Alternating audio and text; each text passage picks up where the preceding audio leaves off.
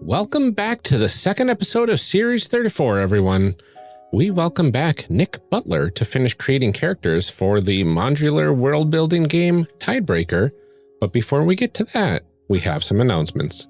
First up, the One Shot Network is participating in the World Builders Fundraiser to help support Heifer International. At different goals, we will be unlocking some very cool perks. We've already done a couple, but there's still more to go. You can check it out at wb2020.charactercreationcast.com or the link that's right in the show notes. There's only one more day left as of the time that this episode released. So please go check it out and give if you can. Absolutely. Next up, this last Friday, if you tuned in to my A Tale of Twinkle and Awe stream, you caught us creating up a New Year's holiday for the world in the form of Citrusmas, which is an orange-themed Christmas-like holiday. When the sun hits the planet at the right angle to cause all the orange plants to blossom, they came up with like a parade where you throw clementines and oranges at the viewers of the parade, and you really had to be on your game to catch them because they're throwing them from upwards of 6 stories high at points. So, oh my gosh, yeah, but they've got hover mitts. It's fine. Oh, okay, it's fine. But it was such a fun time coming up with all of that. And this coming Friday, you can hear what this holiday is like as we enjoy the festival episode. So they're going to go through some fun festivities. And I promise. I do hope that there's like lengthy outfit descriptions. Oh, absolutely. Okay. Absolutely. Because somebody mentioned costuming. Obviously. Like you dress up and there's a costume contest. So absolutely somebody's gotta. Okay. And I promise there's no way, shape, or form going to be any sort of twists, wink, wink, at any point during the session. Nothing bad will ever happen. Ryan? Yes? Would you lie to me? I wouldn't maybe not partially lie to you about this. So feels like you're lying to me. Wherever that fits into the multiple negatives making a positive or not. I guess you'll have to find out by watching. Exactly. Tune in at 7:30 Central to find out if Ryan lied to Amelia. Yeah, exactly. You can see us at twitch.chimera.games 7:30 Central on Friday. So definitely tune in. It's going to be a lot of fun. We had so much fun crafting all of that. I think that's all we have for announcements for today's episode. You can stick around after the show for our call to action and one of our new reviews. So until then, let's get to the show. Yeah, enjoy.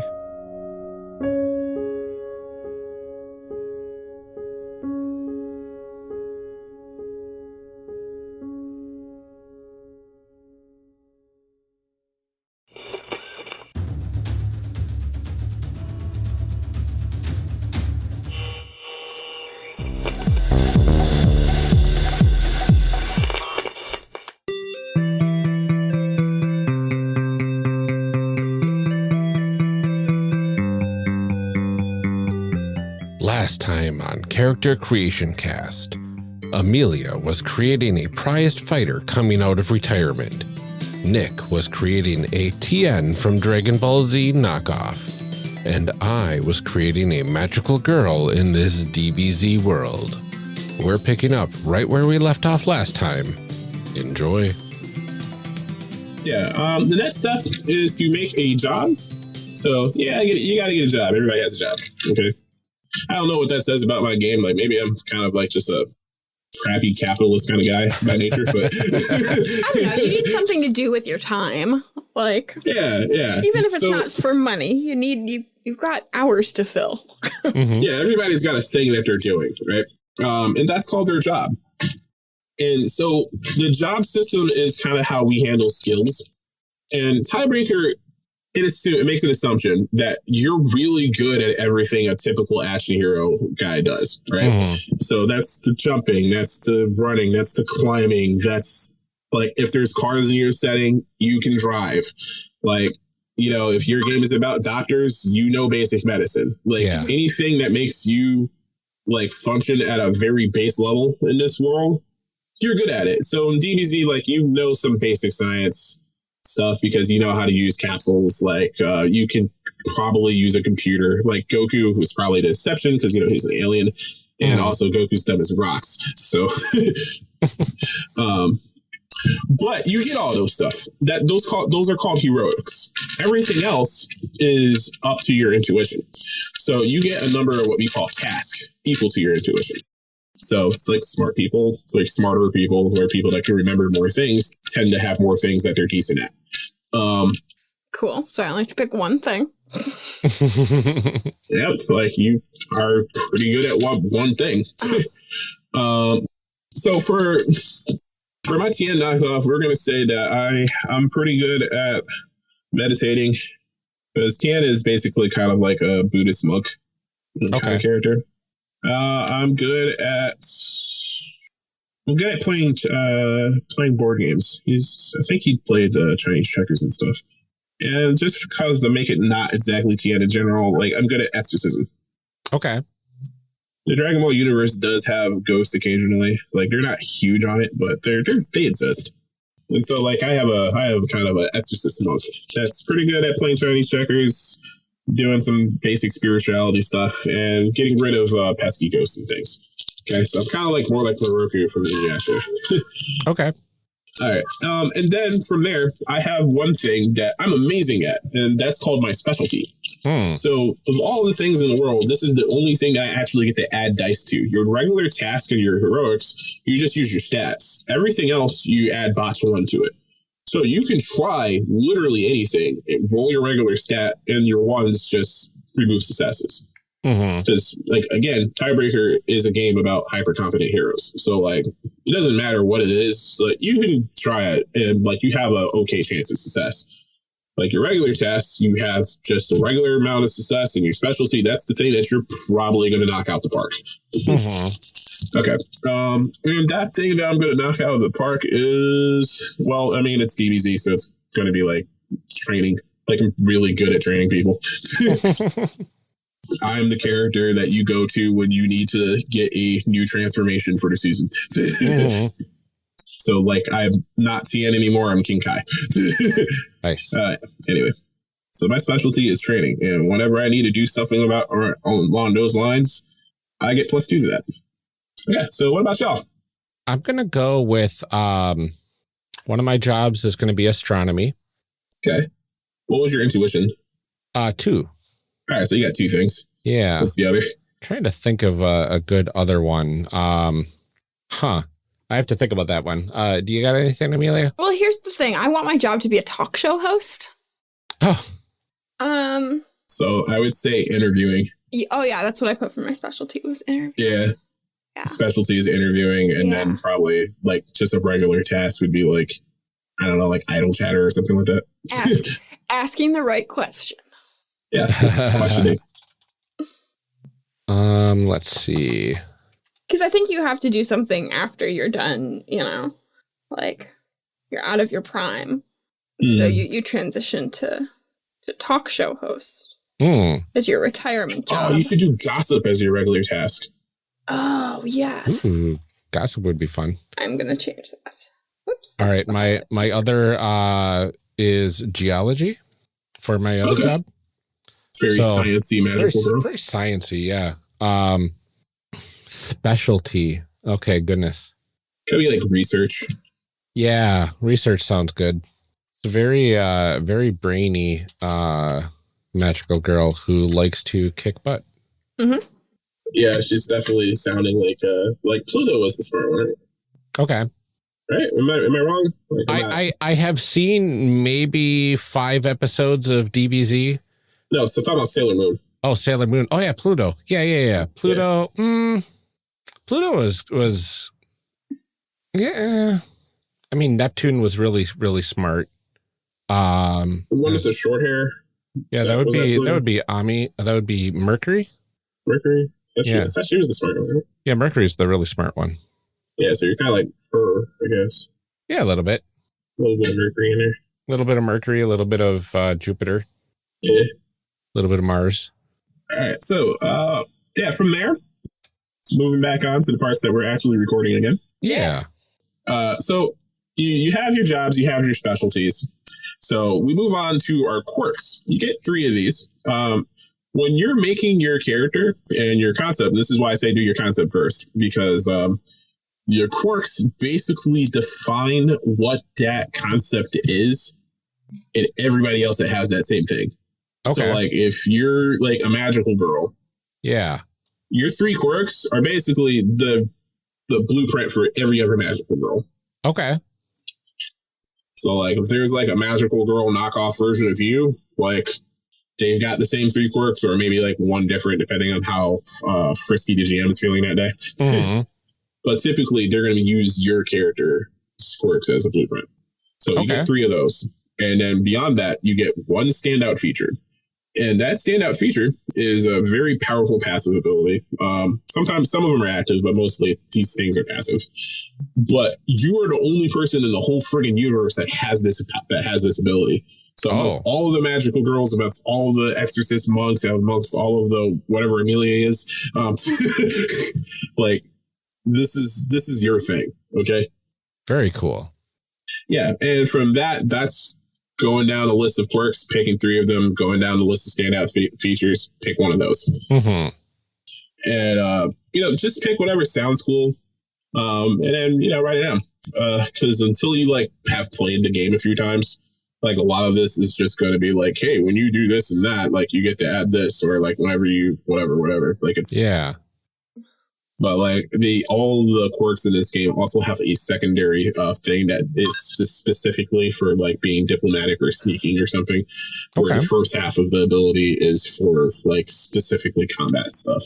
Right. So like you can look at the stuff and go, oh, cool. Like if I pick Comforter for once per session, I act as a beacon of hope for my current neighborhood, which just means that whenever people hang out with me, we restore hope because like I'm that comforting presence in the world, like you're trying to think of a character that kind of functions like that in a level show.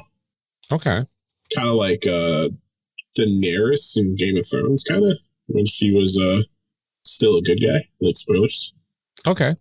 Yeah, everyone was like, "Khaleesi, we love you," and she restores hope because she's the breaker of chains and stuff. So she might have had Comforter as one of her quirks. Oh, cool. All right. But as for my TN knockoff, let's see. I'm going to go through real quick. And I'm thinking, also because it helps shore up my range defense, I'm going to take Foresight because that's kind of like a little homage to TN's Third Eye, which doesn't come up in the show very often, but it actually allows him to be slightly psychic. Okay. And what Foresight does is it allows him to add his wits to any of his recovery rolls against range attacks. So if he got hit by a range attack or something, he can add his wits to his next recovery check. I have to edit that though, because like it used to be that like you recovered immediately, but now it's like you recover in return. So yeah, it's good stuff. Again, this is why we pay people to look for this stuff for us. Mm-hmm. So I'm gonna get that. Let's see. There's a lot of good choices in here. That's very, very intentional. Yeah. Yeah. So we picked 3 of these? Yep. Okay. 3 quirks, and then 1 standout, right? Yeah. All right. I'm just reading through the names are very evocative. And I'm finding myself going through all the different names because they feel like they state what they are about in the name themselves, which is really cool. Thank you. It's definitely something I was shooting for. Mm-hmm. Wanting the people to go, oh, I want to be thick with 2 C's. Oh, Meatwall. Tiebreaker is a body positive game.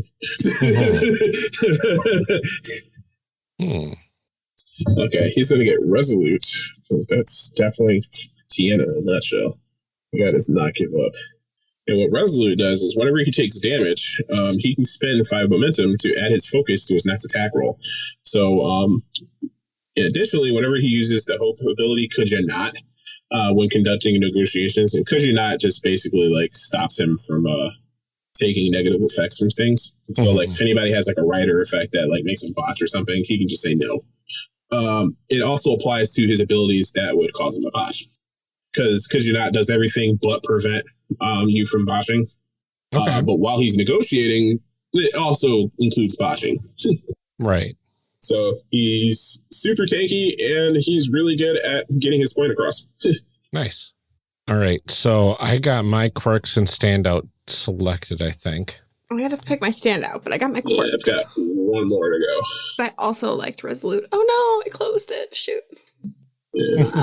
He's going to get solid. This character is going to be very tanky. Mm-hmm. So he gains momentum equal to his endurance whenever he successfully resists an attack with his endurance. And as a side effect, he also adds his power level when using his raw strength to deal with obstacles. So again, punching through rocks and stuff like he did in the fight versus Nappa is because he's solid. Mm-hmm. So I went with Adorable for one of my Quirks. Of course you did. Because magical girl. Because magical girl. So my allies gain momentum whenever you are taken down equal to your wits. So my wits is 2. So my allies gain 2 momentum whenever I'm taken down. Is that what I'm reading there? Yeah. And then in diplomatic situations, you are always treated as a friend until proven otherwise. I like both of those parts of Adorable. And then I also selected Comforter. So at the end of any scene, if your party has unspent momentum, I can convert 5 points of momentum for 1 hope. And that sounds pretty sweet. Yeah, it's pretty strong. And then Heart, which does, let's see, you gain momentum equal to your intuition or focus. Which one chosen cannot be changed when you're taken down. Once you speak out for something you believe in, you may push your dice once for free. So that sounds pretty sweet. And then my Standout feature, I went with Celestial Wrath, which sounded pretty sweet. Dope. Still have to pick my Standout. Yeah. Let's do that real quick. Yeah, so Celestial Wrath is not available for the rest of this. Yeah. So that one, once per combat, I can spend hope at the beginning of my turn to remove the momentum cap, and at any point as an interrupt, spend all of your momentum to immediately deal attrition to the target opponent equal to the total sprint. So that's pretty sweet. So let's see. I think I'm going to say Collected as my Standout. So I may spend 1 hope and a full round to compose myself, ignoring any effects that may target me, and increase my power level by the total DR, which is the difficulty rating, or the power level of the source if applicable, of all effects removed in this way until the end of scene, becoming immune to any effects that will prevent me from moving or acting until the end of scene. Additionally, if you have Cool and Calm as quirks, you gain a specialty in basketball because puns. The special thanks is not in the game yet, but the pun is my brother and sister. Their first initials are B and A specifically. So together, our initials are NBA. Nice. So, shout out to my brother and sister, Amber and Brian. That's awesome. Yeah. So if you take Cool, Calm, and Collected, which is my personal Standout, because I put out a supplement in a previous update called the Jackson Legacy, which I made a bunch of quirks based off of members of my family. So when I put out the special thanks in the final version, their names will be listed next to their that's really cool. Quirks and stuff that they inspired in the special thanks section. Yeah, I like that. I'm really having a hard time finding one that I like. I don't know if it does. What was your concept? It's like returning hero, former. Okay. Champ. Former champion. Yeah. I like that. Let's see. You could go with, very, very sane kind of Standout. You could go with Noble's Pride. That sounds good. So whenever you fail a check, you may spend 10 momentum to immediately reroll the check and add any successes from the original roll to the final result. Oh, wow. Oh, yeah, that works. Thank you. That sounds pretty sweet. Let's go all right. with that. And with that, that's all of your quirks. That's your Standout features. Mm-hmm. And so from there, we have the last step is ability generation. Uh-oh. Yeah, this is the most fun part, but also the part that is, if you aren't like really solid on your concept, can be the hardest, because this takes taking a bunch of options and combining them together into 3 unique abilities. Okay. But you got to have like a nice visual picture, like what you're trying to do, or else like it does make it harder to like get through the list and go, okay, well, what do I want to do with this character? You know. So like what I like to do when I'm guiding people through this is I like to start with the concepts for your 3 abilities first, and then we pick the functions and stuff to build those out. Okay. Okay. And let's see. I say Ryan, right? Yeah. Yeah, you already had 3 concepts pretty much. You wanted to transform, you wanted to kick people with lightning, and punch people with fire. Yeah. I thought that was pretty cool. Yeah. So let's do your transformation. Because what is a magical girl without a good transformation sequence? Yeah, exactly. And I'll help you with yours, because there's lots and lots of options here. Okay. And then I'll help Amelia, and then I'll do mine. So what do you picture yourself doing when you transform? Well, let's see. Kind of has to be the whole, like, it changes my appearance a bit and my outfit. And since I'm kind of hands-on and don't use, like, actual weapons, I think it just, it doesn't produce any additional weapons or anything like that, but it just makes me look more formidable. Okay, so it's like literally like a Super Saiyan transformation. Effectively, yeah. Yeah, that's not going to be too hard to do to get right in this game. Mm-hmm. So that's going to be the main function that you're looking for is in the utility section, and I believe it's called Unleash. But let's double check. It's like, though I wrote the game, there's like over 100 some odd functions in this game, so like, yeah. I can't remember every single one of them like verbatim, but you know, as I'm going through the PDF too, it's actually a little slower to scroll through than it is in Google Docs. Let's see. Well, we also have Awaken. Awaken might work. So let's look at that one first. Pick 2. Your target gains +1 power level while return. Your target is treated as if 1 zone closer to their targets. Your target may upshift or downshift themselves as an interrupt. Or on dodge, your target's attacks cause their opponents to pay 5 momentum or become cornered. Or on contact, your target's attacks may deal attrition equal to their successes instead of dealing damage. Your target gains the chosen effects for a number of turns equal to your power levels. You may pick Awaken twice. If you do, you may affect a number of targets in range equal to your power level for your power level in turns. And it has an adventure effect where every single function in this game has a non-combat function that's either have non-combat clause, which is either adventure or social, or adventure is like all of the, like, I'm walking around, I'm trying to disarm traps and stuff, like your D&D stuff. And the social things is like espionage, it's charming people, that kind of stuff. And so Awaken's adventure clause is you may unlock the hidden potential of a character, giving them a bonus to their power level equal to your power level until target project is complete. This bonus power level only applies to any roles directly related to the project and may not be used for projects involving combat. And projects is like all over crafting and stuff in this game. Okay. So yeah, Awaken might work. Like it depends on like if you want to like do it to yourself and other people or just you. Oh yeah. So Awaken is for other people, right? Yeah, like you can target yourself with Awaken. Oh, but Awaken specifically allows you to target other people with this as well. Okay, that's interesting. All right, so let's look at the other one, which I believe is Unleash. Like I said before, this is an alphabetical order, so I gotta like kind of slowly scroll through to make sure I don't like overshoot it. So you get +2 and 2 stats of your choice. Oh, you get to pick 2 of these things that can happen here for Unleash. Yeah. Interesting. Okay. Gain Ignite on all Ignite 1 on all attacks. Okay. Opponents gain Botch 1 on all attacks that target you only, or you may spend 5 momentum to ignore any effect that targets you. You still take damage. Yeah, and then you keep your choices for your power level in turns and gain one of the following penalties. You gain an elemental weakness. You may no longer dash or benefit from movement functions, or you may no longer gain momentum, or you gain attrition equal to your power level until Unleash ends. Okay. So Unleash versus Awaken. Unleash gives you much better raw numbers, but it comes with a downside. Yeah. I think I like Awaken better. Yeah. Okay. You could do both. True. Your transformation could be absolutely ridiculous. Yeah.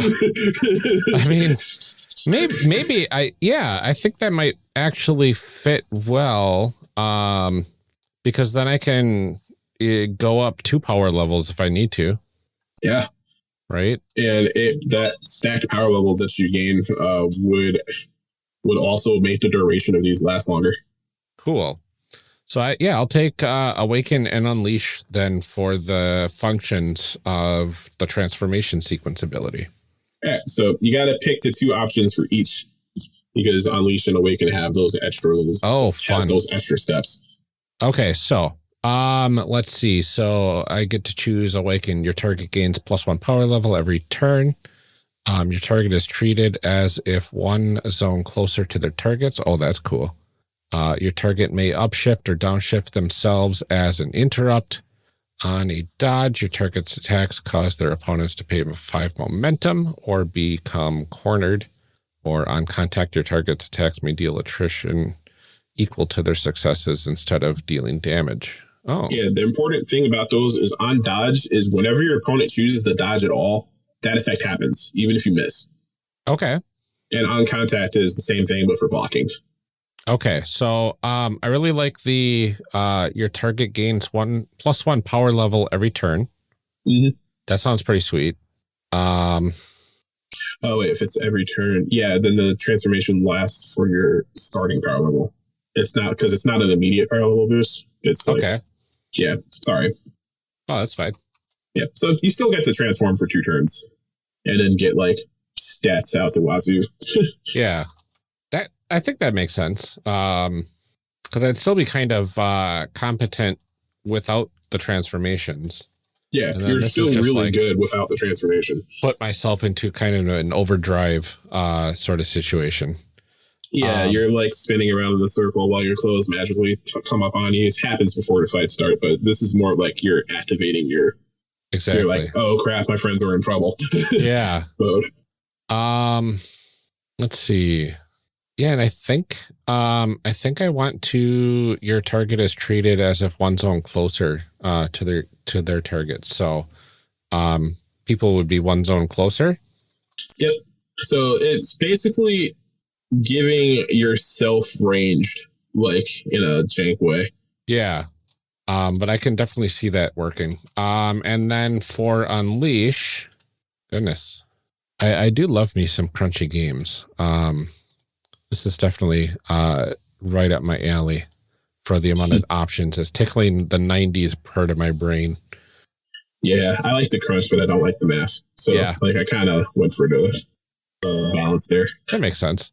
So let's see. The Unleash allows me to gain 2 plus 2 and 2 stats of your choice. Yeah. I think I want to maybe, I mean, can I go above the max of 5 at that point, or? Yeah. Oh, wow. I'll have to add that into the fact too, because it's normally really hard to get like stat upgrades. Yeah.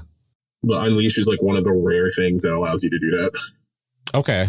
So, and is this like a permanent thing? Like all times I get +2, or only when I unleash? Only when you're unleashed. Okay. So I'm gonna put +2 in might, which would put me at 6 when I'm unleashed. And I'm gonna say +2 in focus. Yeah, sure. The weaknesses. That will that'll push me up to that'll put me at a 3 focus when I'm unleashed. And then I love that. It's like she's concentrating mad hard when she's unleashed. I like it. Oh, you should do botch for the other one. Like all of the attacks botch, so like you get higher focus, and it's really hard for them to hit you because you give them botch. Yeah, I like that. So opponents botch too. So that's my transformation sequence. A combination of Awaken and Unleash. What was the Awaken choices again? Power level, +1 power level per turn, and 1 zone closer. Oh, that's juicy. Yeah. Yeah, they're not getting away from you. You're much harder to hit now. Yeah. And you're going to get numbers. I can kind of see like the one zone closer thing being like just super fast getting up to them, making contact, and then like dipping away, yeah. And then like effectively flipping backwards back to your starting position and that's super Sentai. Yeah. Magical girl kind of stuff. Just like jump kicking and then bouncing off of them back to your starting zone. I love that. I love that a lot. Yeah. That's really good. So what's the downside to your Unleash? All right. So, let's see. Gain one of the following penalties. Elemental weakness. You may no longer dash or benefit from movement. You no longer gain momentum. You gain attrition equal to your power level until Unleash ends. I kind of like the last one. Yeah, that's that one, or the elemental weakness one would be really interesting. Yeah. Because my whole thing of like utilizing the elements while I'm transformed effectively. Yeah. And then becoming weak to the elements afterwards. Yeah. I think that's kind of poetic. Yeah, I kind of like that. All right. That's interesting. This whole concept of creating an ability by throwing functions together and then everything, it feels like a very narrative to crunch build system of sorts. Oh, thank you, because that's exactly what I was going for. That's awesome. Yeah, I really wanted people to look at the mechanics and go, I have so many ideas, like narratively speaking, not just like I wanted to like break the game as hard as possible, right? Right. But just going, oh wow, like I could pair wall with like pool or something like that to make like a vacuum or something. Yeah. Like, you know, it's just I want people to be able to just go, I have this idea. How do I do it? Okay, that's how you do it. And like be able to do that for pretty much anything that they can think of, right? Mm-hmm. For the most part, right? You know, it's just like anything that you want to do in a fight, like Tiebreaker can more or less handle it. That's very cool. So we got two other abilities. We're gonna say your transformation is ability A, right? So ability B, we're gonna say we're gonna do the punching people with fire. Yeah, I like that. And because you have an elemental weakness, like we definitely want to make some elements. So because that's a assumption that we've just made about this pseudo DBZ universe is that there's elemental magic or elemental key. So we're kind of like leaning on Avatar a little bit here. Shout out to Nickelodeon. Just shout out everybody today. Shout out to everybody on our Reddit /RPG design that wants to make an Avatar game. Mm-hmm. Hack mine. You can do it. All right. So going up to offense. Offense has elements, and that gives you the rules for elemental weaknesses and things. They're also in the keyword section, but that's spelled out in detail here. I mean, I think both of your abilities will probably have element because of the, them being elemental. Yeah. That's the easiest way to kind of skin like fire and lightning and whatever. Like you can define them any way you want. Okay. But as far as like going, hey, like this is definitely fire, right? Yeah. Like you want to say, hey, well, I'll pick element. Or you could just be like, hey, it's engulfing, it's fire. Mm-hmm. Right? Because it's fire. Yeah, right? That's what I was thinking. I was thinking doing element and engulfing for that. The element for the audience, the way it works is you make an elemental damage type. So that can be anything you want. It could be music or like shoelaces or something. Like, I don't care. Like, whatever you want it to be. Mm-hmm. So as part of the ability's creation, you pick a weakness. This can be anything you want it to be, subject to GM approval. And when using this ability, you get power level by 1 for all attacks against targets that are not protected by your elemental weakness. So if your elemental weakness is shoelaces, if somebody is tied up in shoelaces and stuff, like your attacks don't get the bonus anymore. Okay. But against everybody else, fire hurts. Yeah. Okay. I like that. And then engulfing makes it so if an attack would miss, Due to your target using cover this turn, you may deal attrition equal to the number of successes you rolled this turn instead. So, and I can kind of see like the heat of the blast or something like that, or punching the cover that they're behind. Yeah, just like shockwaves and whatever reason that you want it to be like. Yeah. You're going to take a little bit of damage anyway. But it was definitely kind of inspired by like those kind of like iconic scenes in movies where like the hero is like got his shield up and he's like blocking the dragon's fire breath, but the fire breath is like bending around the shield a little bit. Yeah. And he's like sweating and he's going, crap, I can't hold this for much longer. Could somebody please stab this guy in the eye? Kind of action. That's what golfing kind of triggers in my own mind. You know what I mean? So yeah, element into golfing. That's your ability B. So we got another one for C. Like you can pick another element for if you want, or you can kind of be a little bit more like loose with it and just make your lightning kicks like something else that doesn't get like the elemental damage, but also doesn't have to worry about you having another elemental weakness to worry about. Oh yeah, by the way, the elemental damage is fire. What's fire weak to in this universe? I mean, it's got to be water, right? Yeah. Or carbon dioxide. Yeah, which we could shorten down to gas or something like that. Yeah. Even though fire itself is gas. Yeah. Like the mild science nerd in me. So like fire just being weak to more gas is like kind of funny. Fight fire with fire. Yes, let's go. Oh my god, fire, elemental weakness, fire. Can we do that? Oh, that would be strange. Well, I mean, like, kind of. It's just like again, shout out to Avatar, but they had the Anjikais, I think they were called, where they fought each other, and I feel like they weren't really protected by their own flame barriers too well. Right. You know what I mean? But fire also had that water weakness too. Yeah, I think the classic water weakness is nice. Yeah.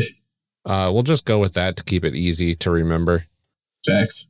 Okay, so for your last ability, let's take a look at what are you thinking? What does lightning kicks look like?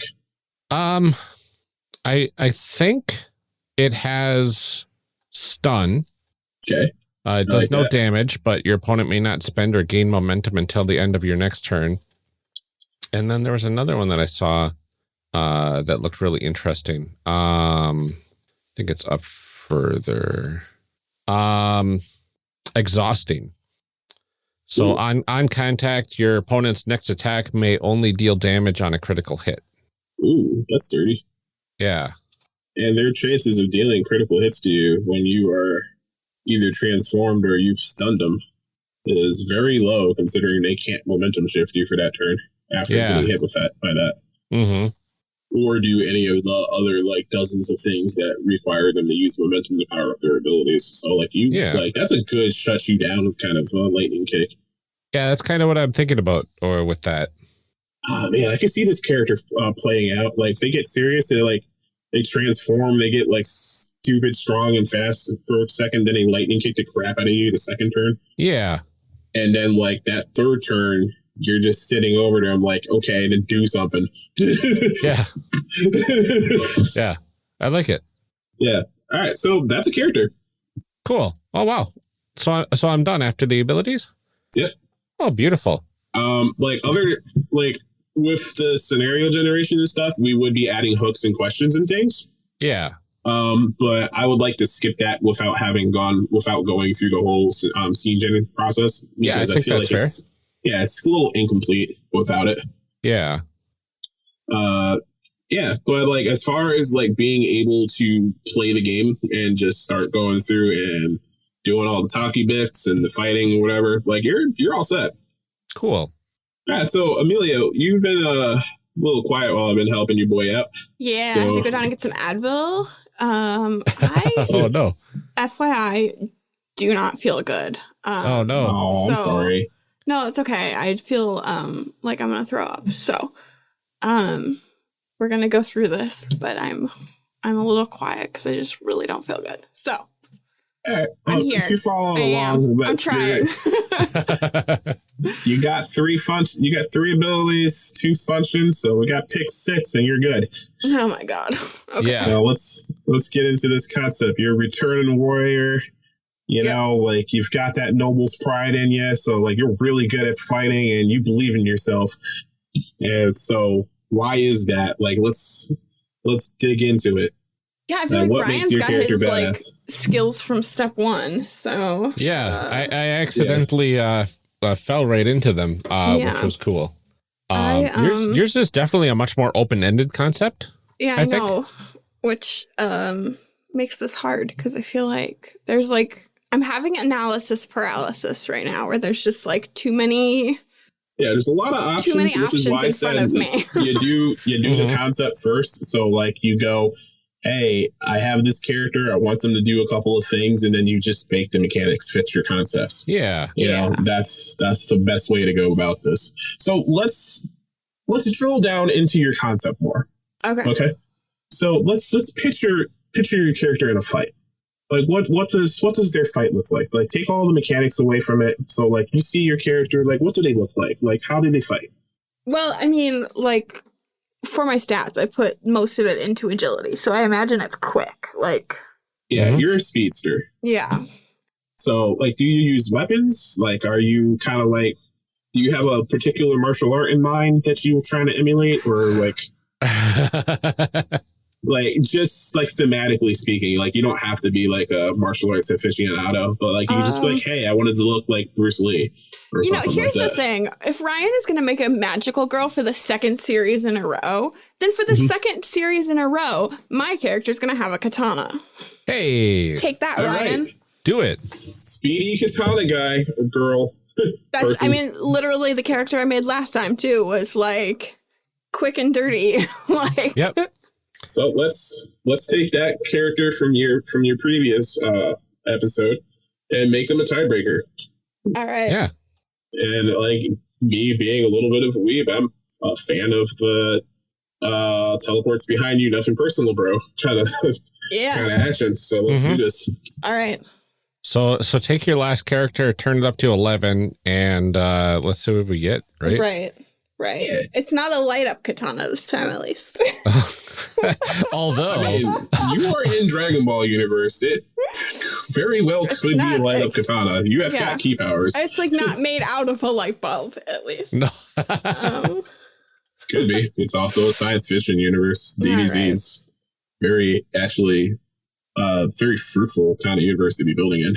So I'm hearing katana. Yep. Quick. And stealthy. Yeah.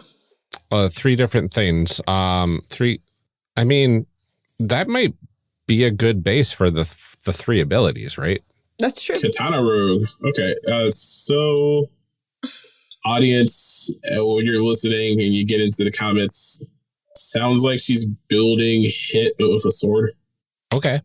Time powers? Yes? No? Time sure. Powers? Why not? Time powers. Okay, cool. All right, so we got time powers and a katana. Oh, wait, no, it's not hit anymore. It's Bayonetta. Yes. All right. Oh, Bayonetta. All right. Anyway, it's just references for days. Yeah. That's what I do. All right. All right. So let's dig down into this. The main dish is the move really fast, cut something ability. Yeah. So that's actually can be done in dozens of ways, but I think the simplest way to do this would be to use something from utility called Accelerate. Mm. Because speed can be speed in fiction is like kind of like represented in different ways. Yeah. When I see the katana bro that moves fast through you, like you've got the teleporting stuff, you've got the I've struck through you and then you take the damage later kind of thing.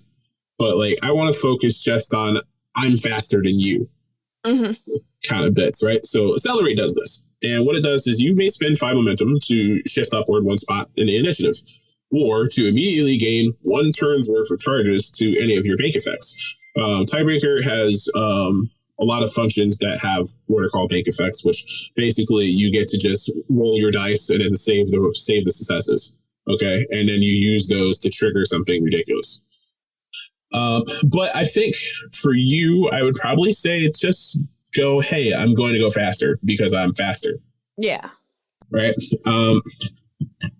So we'll take that. And then let's look at the movement part of this. Or we can just kind of like really, really sell the speed and do like something like Flash, where you can't be interrupted by your enemy. And you can pick that twice, so you can actually trick and Flash later to get the second part of it. And if you do, you can spend 10 momentum to end a turn early. Doing so adds any charges, turns, extra successes, etc. that may occur with the passing of a round as normal, and play resumes at the top of the initiative order. So, like, it's your turn, and then, like, if you were first, it's your turn. Oh, wow. Yeah. That's really interesting. I kind of like that. Yeah, so we're just going through options right now, because this is what I'm thinking for speed at the moment. Like, not even looking at the offense section, this is just stuff from utility. Okay. You could do, this is kind of like an oddball thing, but you could use Infuse, where your target gains a number of charges that they can use for any of their bank abilities equal to the amount of successes that you rolled. Okay. So, like, if you're going like, all right, sheathing the sword, leaning backwards, you have to do whoosh kind of thing. Mm-hmm. Like, you can infuse yourself to just get a whole bunch of charges really quickly. You know what I'm saying? Or you could do it for somebody else for reasons, but like, you know, options. We've got those. Outflank would actually work with Accelerate too, because you can downshift or upshift your opponent a number of ranks equal to your power level. So you can say, I'm going up 1 and you're going down 2. And this can also be done as an interrupt. Interrupts usually cost 5 momentum to the trigger, and then you can just do it in response to your opponent. So, like, you can go, oh, instead of you actually hitting me, you're going to go 2 turns later, and then I'm going to go up a turn. I'm already gone. Yeah. Mm-hmm. If your target is cornered or overextended, they may not receive any beneficial effects from their allies until the end of your next turn as part of Outflank. So, I like that. Yeah. Outflank is another, like, hey, I'm faster than you kind of ability. Mm-hmm. Yeah. Tiebreaker has a lot of things that use upshift and downshift to mess with the initiative order. Nice. Yeah. I really like that one. Yeah, there's a lot of options to make it so that if you or your opponent are on the top of the initiative order, you can even capitalize it or make them pay for being faster than you. Because, like I said, we like min-maxing, but we also like making sure that it doesn't break the game either. Mm-hmm. Yeah. In our functions, if you build around that kind of stuff, like, you can make anything work. Let's see. So let's go a little lower. And if we want to go straight up hit from Dragon Ball Z with the time and space nonsense, you can go Refraction, which makes you considered 1 zone further away from your opponent's effects that target you and 1 zone closer for your allies and your own. Refraction can be picked twice. If you do, you and all of your allies a number of zones away from you equal to your power level are treated as 1 zone closer to each other and 1 zone further away from your opponents for all purposes. Oh, wow. So you could be so fast that your opponents are hitting after images, literally, because you're actually somewhere else. Yeah. I like that one. Yeah. Let's see.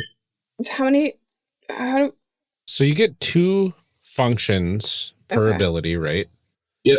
So if you could probably do a couple of them for your for your other stuff, like you can just really ham up the speed thing and just do like all my things are speed based. Like, and we have Swift. Yeah, I saw that. Swift makes you shift upward a spot. You act in your new spot on your next turn. You can pick this function twice to gain the following. You spend 10 momentum to cause opponents that attack you to suffer a downward shift and trade places with you if they were above you in order and moving down 1 position if you acted before them. Swift, accelerate, all that stuff. That's speed. Gotta go fast. Sonic the Hedgehog, let's go. Yeah. Never shut up. Hey, I'm familiar with Sonic. Yeah. All right. So moving on with speed stuff. Okay. Because now this is just kind of like a masterclass on how to build a speedster in Tiebreaker. Yeah. So we have Ambush in the movement department. Allows you to upshift your target by the amount of zones they moved this turn. So if they dash, you can upshift them 2 spots. If you use that as an interrupt and you ended up overextending your target, overextend is like when your target is in the first initiative slot and they get upshifted again, they can't dodge. Gotcha. You can ignore the cost of the interrupt and gain Ignite 1.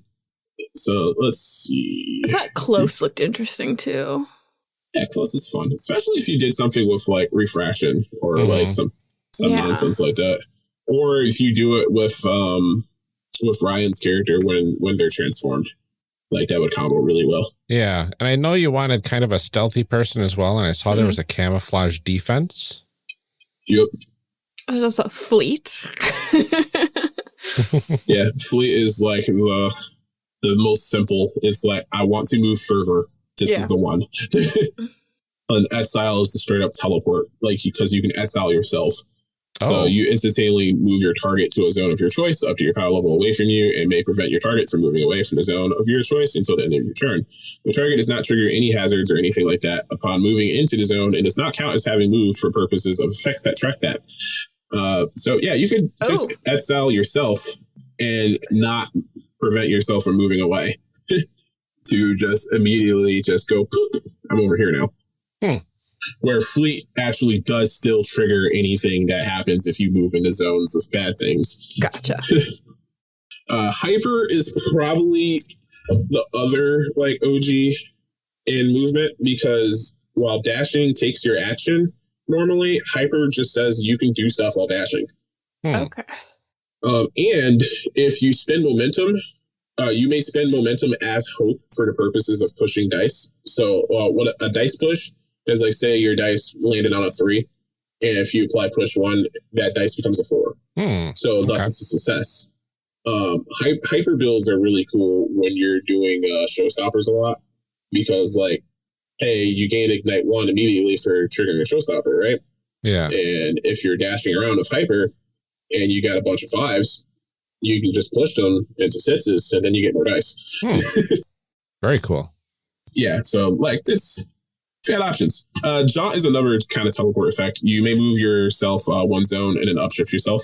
You leave a copy of yourself in your former zone, and opponents that wish to target you have to pay 5 momentum or target the copy instead. Oh. So that's the classic DBZ after image effect. Yeah. Juke is really nice for that kind of thing too. If you move this turn, your opponent gains botch 1 until the end of your next turn. You can use it as an interrupt to move 1 zone, gain Ignite 1 until the end of your turn, and in addition, your target gains botch 1. Yeah, so they still get the botch 1, but you also get Ignite, and you get to move out the way if you interrupt. Nice. So speed. Yeah. Lots of speed stuff. Really depends on how you want to do it. Like I said, I'd probably just go like accelerate and something else that you liked. I think you said you liked refraction, right? Yeah, I like refraction. Yeah, so we'll do that. And we got 2 other things to do. So, yeah, that's the accelerate refraction thing. I've just kind of call that just like making yourself faster in time. I really would like to see this character, like, don't mind me building this for you. Let's say you're like sick, but yeah, probably have something along the lines of just like hyper and fleet, because like that's like one of the most commonly made, like I gotta go someplace really quick abilities. Yeah, I like those ones. Yeah, hyper fleet is just side move really far. Because hyper allows you to dash and fleet increases your dash distance. So like they pair up really well. Yeah, and I like you got that one more combo. thing to do. Okay. I mean, so the 2 that we've done so far are all about movement. I probably should do something about once I get there. Well, one's about accelerating yourself so you go faster, and then pushing yourself so they feel like you're a zone further away from them. And then the other one's about moving really quickly. Right. But for both of those, like, they're definitely just about the speed. Right. Yeah. Then what? So now you want to slice people up, right? And it also depends if your accelerate is the I gain charges version or if it's the I upshift myself version. I mean, I think upshifting is probably Yeah, because if it's the charge version, their third thing, by just process of making it make sense, would have to be a charge ability of some sort. Yeah. Because otherwise, it's just like, what are you doing? All right. But yeah, the hyper thing gives you a whole bunch of dice and allows you to dash, which is nice. So that's a good gap closer that does damage. Then you have your A ability to make yourself faster and protect yourself because you're considered a zone firmer. Your third ability, I kind of picture this character doing a lot of after imagery nonsense. Like, what do you think? Yeah, I could see that. I was looking at Feint. Where did that one go? Feint is an offense, so it's... Oh, okay. Yeah. I believe it's offense. Attack with your wit before your opponent chooses their defense to deal no damage. Even the hard part is that my wit is pretty low. But Yeah. Wouldn't use Feint then. Feint would not work for you very well. No. But I don't have to play this character, so... True. Exhausting might be an interesting choice for your like main attack sort of deal, right? Yeah, but then she'd be basically copying you. Effectively in that regards. But I think thematically it fit because of just being so fast, you kind of like exhaust the opponents. Yeah, there's a lot of good offensive sort of things here. Oh, you know what you could do? Because you already do something about like making sure that you go first all the time, you can use Crash. Crash adds your initiative rank to your attack roll. Ooh. It's counting up from the last position because initiative rank stuff, it's either count up or count down because like being last is not a bad thing in Tiebreaker. Or it doesn't have to be, like, right. You know, if you build tactically. I had a lot of bad dice rolls in initiative when I played D&D, so I was like, no, screw that. Make sure being last is not like a death sentence. Okay? Yeah. All right. So that's one thing anyway. I like about like the like Edge of the Empire and stuff too, is that it's like slotted order too, so you can be like, I want to go first, or like I'll let you go first, or you know, like you have PC and NPC slots. Like it's because it's really frustrating when you're like, I need to do this thing, but I've got to wait 6 turns, and by then it won't be good anymore. Yeah, exactly. But Crash adds your initiative rank counting up from the last spot to your attack roll. So these dice are added retroactively. So if you would hit due to the extra dice, then your opponent takes the damage as normal. And it has an odd dodge effect where your attack causes your opponent to downshift. Crash may be picked twice. If you do, all of your on-contact effects ignite, and your on-dodge effects inflict botch 1 on your opponents, in addition to their normal effects. Wow. Crash sounds really good with that sort of initiative shifting thing. Yeah. I feel like that works. Yeah, so we do Crash and then do something else on the offense because you're in position now and you just want to jack people up. Ooh, you know what would be kind of cool?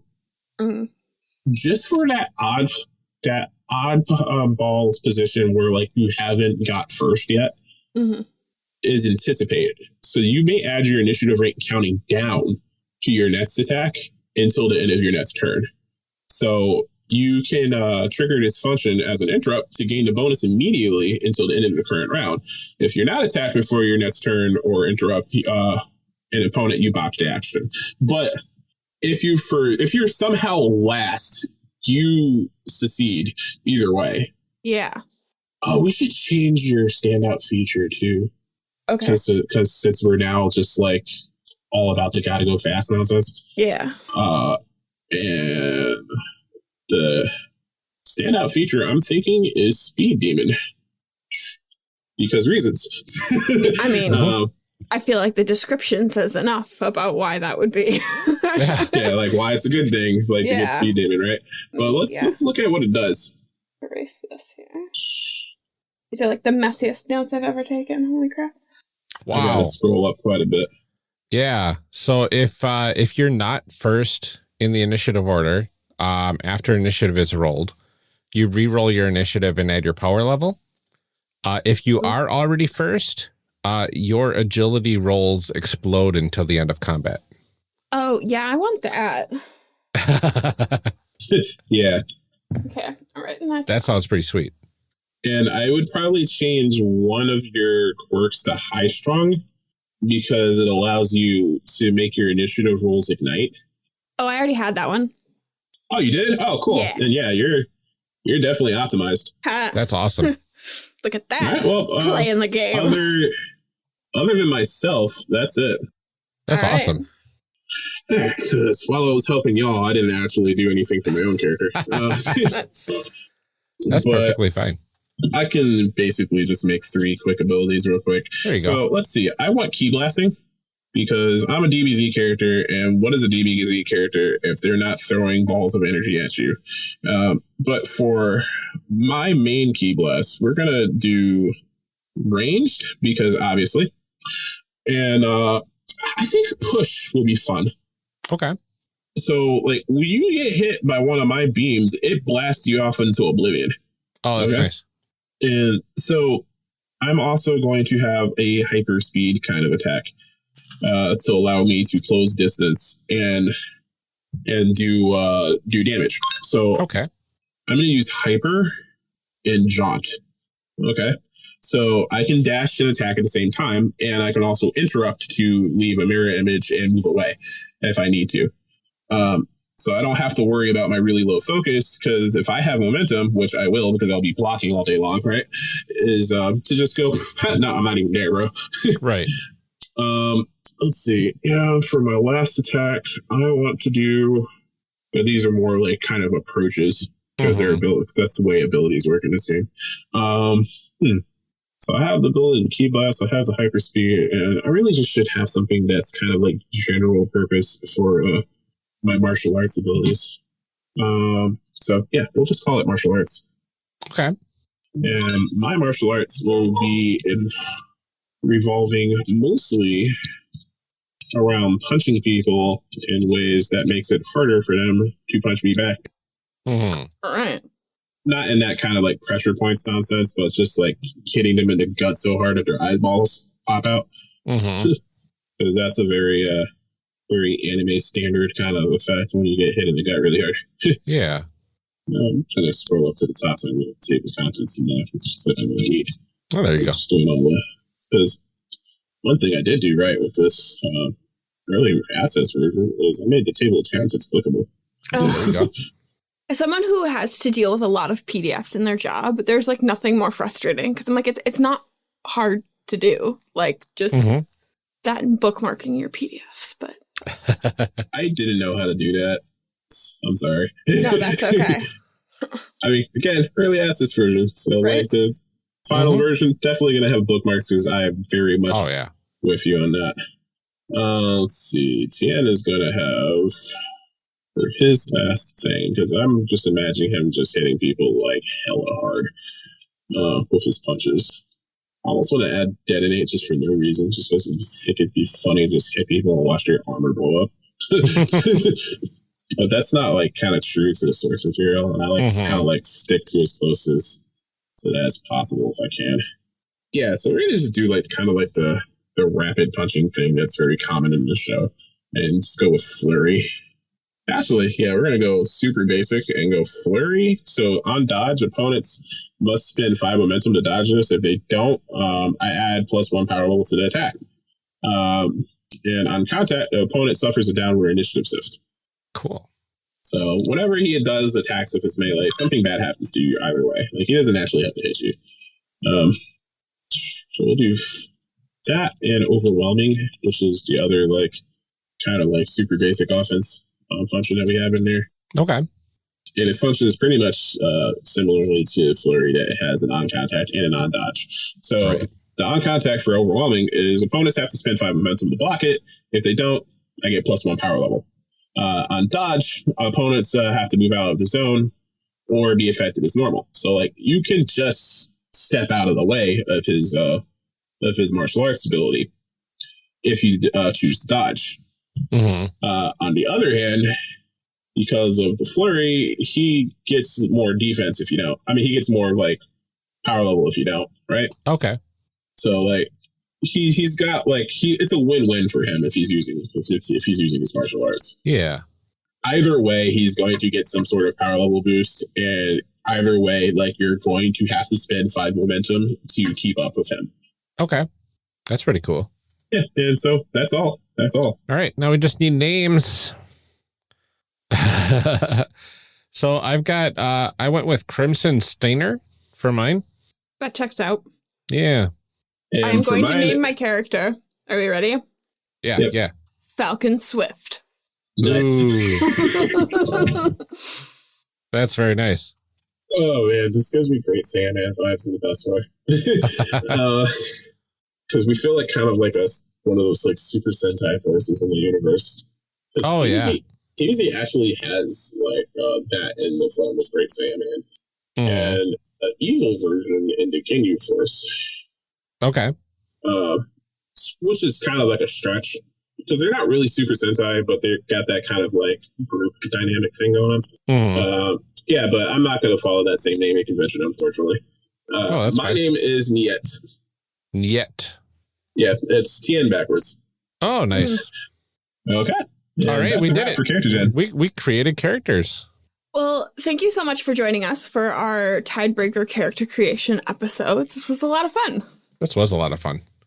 I really like the we're going to talk about this more in the next episode, but my goodness, I really like this. Nick, do you want to remind people where they can find you online and where they can find this game? Follow my blade on Twitter. That's where you can find me. You can find my game at tidebreakerrpg.com. Get the early access edition. It's $15 right now. You're paying for the art, the editing, the printing and stuff. No, not the printing. We're going to do that for Kickstarter. But mostly the art and the editing. Because I want the game to look as professional as possible for when we release on Kickstarter. So, like, I'm really just asking for your support. Like, as you can see, like, my game is fun. Like, even just right from character generation, we have lots of options to explore any narrative concept that you have within the realms of just action hero stuff. Like, if you want to feel good, feel competent, and just, like, badass, like, play my game. Because everybody deserves to be a badass, and I just hope everyone keeps it heroic. That's my hashtag. Awesome. Very cool. All right. Well, thank you again. And thank you to everyone listening. Please join us next time for our discussion block. Thanks for joining us for the second part of Series 34, everyone. We had a lot of fun finishing off those characters, and we went some really fun places with our fanfiction portion that you'll get to hear next episode. While you are waiting for that, here are some calls to action for you.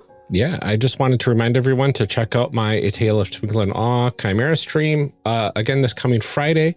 You can check us out at twitch.chimera.games at 7:30 p.m. Central Time, where we will be playing through a festival episode and getting to know our heroes a bit more. If you want to help out a really great organization, there is 1 day left to check out the World Builders Fundraiser online.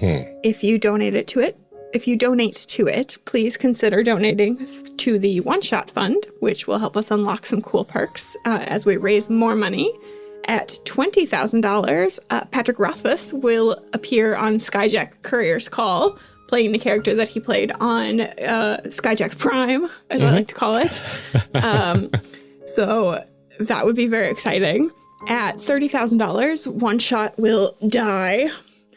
That is to say that they will record a series using the game based on Kieran Gillen and Stephanie Hahn's comic series. So those are exciting options, but only if we get enough money in the next day. Yeah. You can go to that fundraiser by going to wb2020.charactercreationcast.com or the link in the show notes. Absolutely. We do have a couple reviews in our pockets right now. We still need more. So please leave us one on Apple Podcasts, Stitcher, Podchaser, our Facebook page, etc. And we will read it on the show. Like this one from, and I apologize if I get this name incorrect, Kander Adlin Ifara on Podchaser. One of my favorite podcasts out there. The enthusiasm and friendliness that Amelia, Ryan, and their guests showcases makes the episodes a delight to listen to. All of the interesting and different RPG systems is a lovely bonus.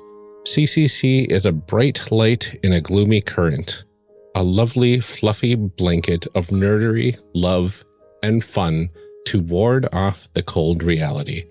Give it a listen. You won't regret it. I promise.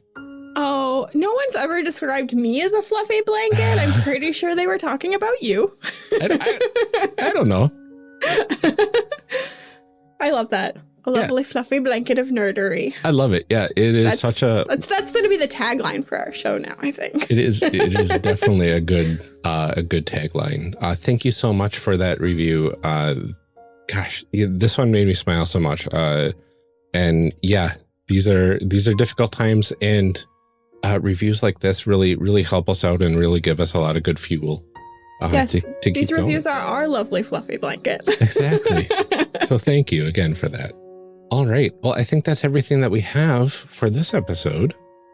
Join us next time where we go over the discussion episode. And until then, have a good week, everybody. Yes. Stay safe, drink water, take a breath, relax your shoulders. You can do it. And keep making those amazing people.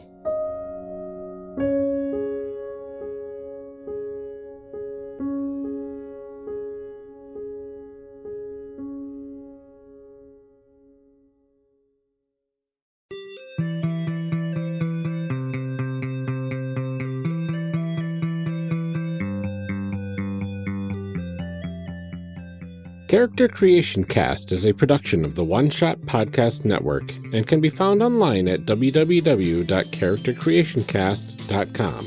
Head to the website to get more information on our hosts, this show, and even our press kit. Character Creation Cast can also be found on Twitter at CreationCast or on our Discord server at discord.charactercreationcast.com. I'm one of your hosts, Ryan Bolter, and I can be found on Twitter at Lord Neptune or online at lordneptune.com. Our other host, Amelia Antrim, can be found on Twitter at Ginger Reckoning. Music for this episode is used with a Creative Commons license or with permission from the podcast they originated from. Further information can be found within the show notes. Our main theme music is Hero Remix by Steve Combs and is used with a Creative Commons license. This podcast is owned by us under Creative Commons. This episode was edited by Ryan Bolter. Further information for the game systems used and today's guests can be found in the show notes. If you'd like to leave us a rating or review, we have links to various review platforms out there, including Apple Podcasts, in our show notes. Also, check the show notes for links to our other projects. Thanks for joining us, and remember, we find that the best part of any role-playing game is character creation. So go out there and create some amazing people. We will see you next time.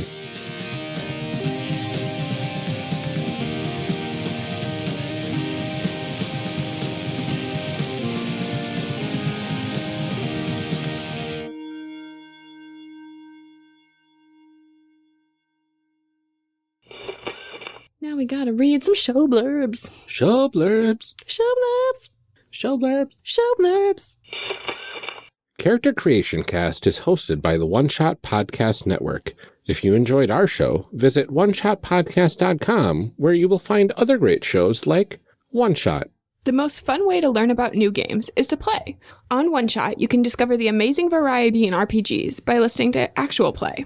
Every week, James D'Amato brings you a new episode with a talented cast of improvisers, game designers, and other notable nerds. At least once a month, One Shot features a new system exploring a wide variety of genres. The stories are self-contained, so you can jump in anywhere, and it's a great way to find your new favorite game. Discover the magic of RPGs with One Shot in your favorite podcast app.